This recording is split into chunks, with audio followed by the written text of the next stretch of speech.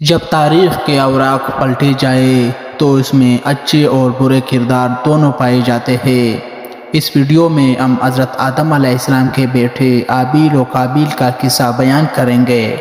حضرت آدم علیہ السلام کے ہاں جس بھائی کے ساتھ بہن پیدا ہوتی تھی دوسرے جوڑے کے ساتھ نکاح کر دیا کرتے تھے۔ سب سے بڑا قابیل تھا۔ اس کے ساتھ جو لڑکی پیدا ہوئی وہ نہایت خوبصورت تھی جس کا نام اکلیمہ بتایا جاتا ہے۔ جو لڑکی آبیل کے ساتھ پیدا ہوئی وہ اتنی خوبصورت نہ تھی۔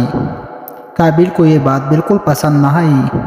پھر آدم علیہ السلام نے فرمایا تم دونوں اپنی اپنی قربانیاں میدان میں لے جاؤ، جس کی قربانی منظور ہوگی اکلیمہ اس کی ہو جائے گی۔ تو آبیل نے اپنے ریوڑ سے بہترین دمبا لے لیا اور قابیل جو کہ ناحق پر تھا وہ ردی بھر گندم لے گیا۔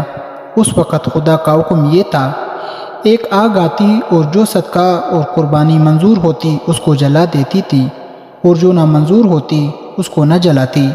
خدا کی طرف سے آگ آئی اور آبیل کے دمبے کو جلا دیا اور قابیل کی جو ردی بھر اور بیکار گندم تھی وہ رہ گئی۔ قابیل اس توہین کو برداشت نہ کر سکا۔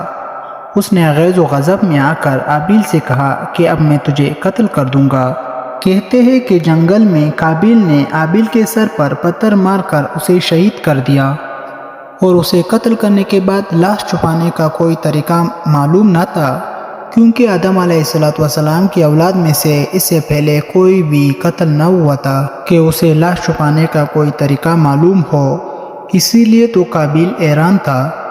آخرکار پروردگار عالم نے مہربانی فرما کر ایک کوے کو بھیجا۔ بعض کہتے ہیں کہ 2 کوے تھے۔ ایک کوے نے دوسرے کوے کو مارا اور پھر زمین کریت کر گڑھا بنایا، پھر اس میں اس مردہ کوے کو رکھا اور مٹی اس پر ڈال کر لاش چھپا دی۔ اس کا تذکرہ قرآن پاک میں بھی آیا ہے۔ قابیل یہ سب کچھ دیکھتا رہا، پھر اس نے بھی اپنے بھائی کے لیے ایک قبر بنایا اور اس میں اپنے بھائی کو دفنا دیا۔